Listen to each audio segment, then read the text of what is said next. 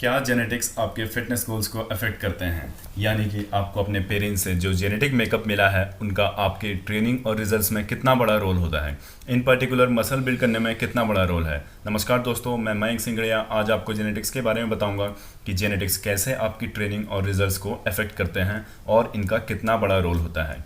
सबसे पहले तो यह जानिए कि जेनेटिक्स है क्या।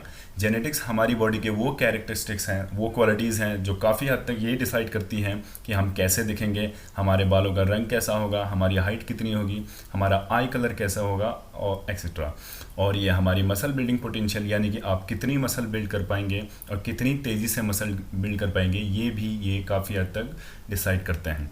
इसे भी अफेक्ट करता है। ये हर इंसान की मसल बिल्डिंग की एक अपर लिमिट होती है, एक सीलिंग होती है जो कि आपके जीनोटाइप और फिनोटाइप से तय होती है। जीनोटाइप का मतलब है आपकी बॉडी की कैरेक्टरिस्टिक्स और फिनोटाइप का मतलब है कैसे आप जेनेटिक कैरेक्टरिस्टिक्स को एक्सप्रेस करते हैं। स्ट्रॉन्गमैन एंडी बोल्टन ने अपने पहले अटेम्प्ट में 600 पाउंड्स डेडलिफ्ट्स करी थी और 500 पाउंड्स वो स्क्वाट कर चुके हैं अपने पहले अटेम्प्ट में। ये भी कहा जाता है कि रोनी कोलमैन ने स्टेरॉइड यूज़ करने से पहले ही अपना प्रो कार्ड पा लिया था। ये बिल्कुल क्लियर है कि वे लोग जिनके जेनेटिक्स मसल बिल्ड करने के लिए फेवरेबल हैं, सुपीरियर है, उन्हें मसल बिल्डिंग में उन लोगों से ज़्यादा आसानी होती है जो जेनेटिकली इन्फीरियर है या जिनके जेनेटिक्स मसल बिल्डिंग को कम सपोर्ट करते हैं। ये जानना बहुत ज़रूरी है कि आपके जीन्स कितने भी कम सपोर्टिव हो या इन्फीरियर हो, अच्छी कंसिस्टेंट ट्रेनिंग, न्यूट्रिशन और रिकवरी का ध्यान रखा जाए तो आप ज़रूर significant amount of muscle gain करेंगे। बस डिफरेंस ये होगा कि जिन लोगों के जेनेटिक्स ज़्यादा सपोर्टिव नहीं हैं उनके रिजल्ट स्लो आएंगे और उन्हें ज़्यादा डिसिप्लिन रहना होगा अपनी ट्रेनिंग, न्यूट्रिशन और रिकवरी को लेकर।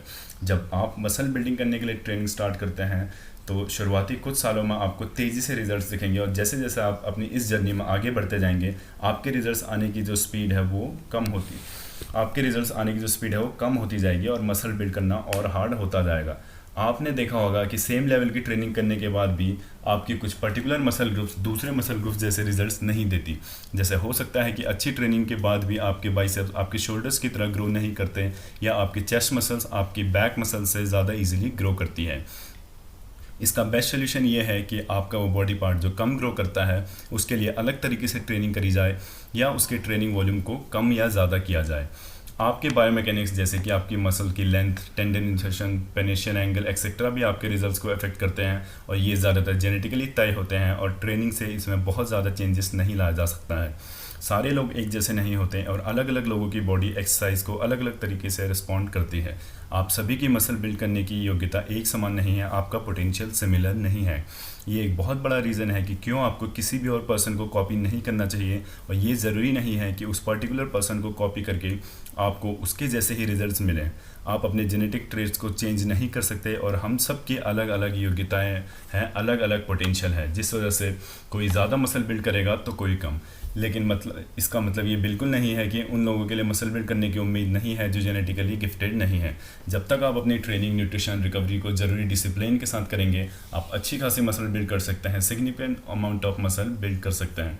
बस आपको स्मार्ट और रियलिस्टिक तरीके से अपनी जर्नी को आगे बढ़ाना है और इस काम में जितना पॉसिबल हो मैं आपकी मदद करूँगा। साथ ही मैं कहूँगा कि जब तक आपने सालों तक अच्छी कंसिस्टेंट ट्रेनिंग नहीं करी, न्यूट्रिशन और रिकवरी पर ध्यान नहीं दिया, तब तक अपने जेनेटिक्स को ब्लेम ना करें। बहुत जल्दी इस निष्कर्ष पर ना पहुँचें कि आपके जेनेटिक्स सपोर्टिव नहीं हैं। अब मैं आपको बताऊंगी कि कैसे और कौन से जेनेटिक फैक्टर्स आपकी ट्रेनिंग के रिजल्ट्स में रोल प्ले करते हैं। आपकी बॉडी के ट्रेनिंग के बाद सेल्स को सिग्नल देने से लेकर सैटेलाइट सेल्स की अवेलेबिलिटी, mRNA रेगुलेशन, सेल्स की सेंसिटिविटी जैसे कई ऐसे फैक्टर्स हैं जो इम्पोर्टेंट रोल प्ले करते हैं। एक इम्पॉर्टेंट फैक्टर है आपके muscle fibre type.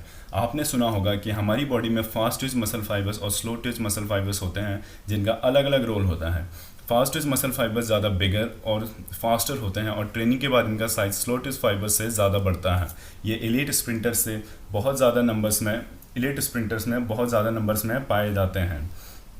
Slow Twitch muscle fibres long runners में ज़्यादा नंबर्स में पाए जाते हैं जो कि उन्हें ज़्यादा देर तक कंटिन्यूस एक्टिविटी करने में मदद करते हैं। स्लो ट्विच मसल फाइबर्स बहुत ज़्यादा ग्रो नहीं हो पाते जिस वजह से आपने देखा होगा कि स्प्रिंटर्स लॉन्ग रनर्स से ज़्यादा मस्कुलर और बिगर होते हैं। यहीं पर इसके अपोजिट देखा जाए तो फास्ट ट्विच मसल फाइबर्स बहुत ज़्यादा तक बड़े हो सकते हैं, ज़्यादा बिगर हो सकते हैं साइज़ में। Muscle fibre type in differences का बहुत बड़ा रीज़न है। ह्यूमन बॉडी में अराउंड 45% तक मसल फाइबर डिस्ट्रीब्यूशन जेनेटिक होता है। ज़रूरी नहीं है कि एक बॉडी पार्ट में जैसा मसल फाइबर डिस्ट्रीब्यूशन हो वैसा ही सारे बॉडी पार्ट्स में हो।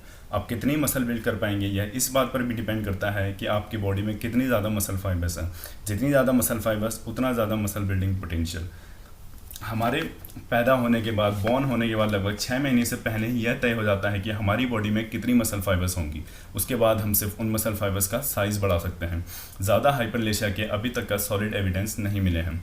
IGF, IEA, myogenin, mechano growth factor, bone morphogenetic protein 2 कुछ ऐसे जेनेटिक फैक्टर्स हैं जो एक इंपॉर्टेंट रोल प्ले करते हैं, महत्वपूर्ण भूमिका निभाते हैं मसल बिल्डिंग में। इन सब के अलावा हम सबकी बॉडी में हार्मोन्स का अलग अलग स्तर होता है, अलग अलग लेवल होता है। हार्मोन्स ही हमारे जीन्स को रेगुलेट करते हैं, उन्हें चलाते हैं। मसल बिल्डिंग के लिए कुछ इंपॉर्टेंट हार्मोन्स हैं टेस्टोस्टेरोन, ग्रोथ हार्मोन, IGF-1 और इंसुलिन। हमारा जेनेटिक मेकअप हमारे पेरेंट्स पर और उस एनवायरनमेंट पर डिपेंड करता है जिसमें हम बड़े होते हैं। दोस्तों, मैंने आज तक ऐसा कोई केस नहीं देखा जहां कोई अच्छी कंसिस्टेंट ट्रेनिंग, रिकवरी और डिसिप्लिन ईटिंग के साथ मसल बिल्ड ना कर पाया हो। बस डिफरेंस इतना रहेगा कि ऑल एल्स बीइंग इक्वल एक इन्फीरियर जेनेटिक्स वाले इंडिविजुअल के रिजल्ट स्लो आएंगे और उसकी अपर लिमिट भी कम होगी, लेकिन लगभग सभी लोग अच्छी खासी मसल बिल्ड कर सकते हैं। भले ही आप एक हार्ड गेनर हो, लेकिन जब तक आप कंसिस्टेंट ट्रेनिंग करते रहेंगे, रिकवरी और न्यूट्रिशन पर ध्यान देंगे, आप significant amount of muscle build कर सकते हैं, एक इम्प्रेसिव फिजिक पा सकते हैं। आज स्क्रीन पर देख सकते हैं कि मैंने कुछ साइंटिफिक रिसर्च पेपर्स और स्टडीज़ अटैच करी हैं। सबसे पहला पब्लिश पेपर है the mechanism of muscle hypertrophy and the application to resistance training by Brad J Schoenfeld. ये अक्टूबर 2010 में पब्लिश हुआ था। आप इसे वोल्टस क्लूवर की वेबसाइट lww.com पर या पबमेड पर देख सकते हैं। इसमें मसल बिल्डिंग से जुड़े मैकेनिज्म देख सकते हैं। सेकंड है genetics of muscle strength and power, जो 2011 में पब्लिश हुआ था। इस पेपर में आप स्ट्रेंथ और पावर ट्रेनिंग से जुड़े जेनेटिक्स के एविडेंस देख सकते हैं। आपको बता दूं कि लगभग वो सभी जेनेटिक ट्रेड्स जो मसल बिल्डिंग में हेल्प करते हैं वो स्ट्रेंथ ट्रेनिंग में भी इन्वॉल्व होते हैं। थर्ड है adaptive processes in skeletal muscles, molecular regulators and genetic influences, जो कि 2006 में पब्लिश हुआ था। इसका कंक्लूजन ये है कि skeletal muscle is a highly adaptable tissue. It responds to environmental and physiological challenges by changes in size, fibre type and metabolism. All of these responses are underpinned by our genes, and it is therefore generally assumed that genetic variation between individuals may account for the differences in musculature and athletic capabilities between people. इस तरह की और भी tens of hundreds of scientific research और studies में muscle building को influence करने वाले जेनेटिक ट्रेड्स का रोल क्लियर हो चुका है। हालांकि अभी भी बहुत से जेनेटिकल ट्रेड्स आइडेंटिफाई नहीं हुए हैं, और जैसे जैसे ज़्यादा से ज़्यादा स्टडीज़ और रिसर्चेस होंगी और भी नई चीज़ें निकल कर आएंगी, नई डिस्कवरीज होंगी, और ये बात क्लियर हो जाएगी कि मसल बिल्डिंग से जुड़े और कौन से जेनेटिकल ट्रेड्स हैं जो अभी आइडेंटिफाई नहीं हुए हैं। तो दोस्तों, मेरा आपके लिए ये मैसेज है कि जेनेटिक्स मेक अ डिफरेंस, लेकिन स्मार्ट ट्रेनिंग, रिकवरी और अच्छी डाइट फॉलो करके आप अपना मसल बिल्डिंग पोटेंशियल मैक्सिमाइज कर सकते हैं। एक डिसिप्लिन अप्रोच से आप significant amount of muscle build कर सकते हैं, अच्छी खासी मसल ऐड कर सकते हैं। This is the end of the video. Like और सब्सक्राइब और शेयर करना ना भूलें।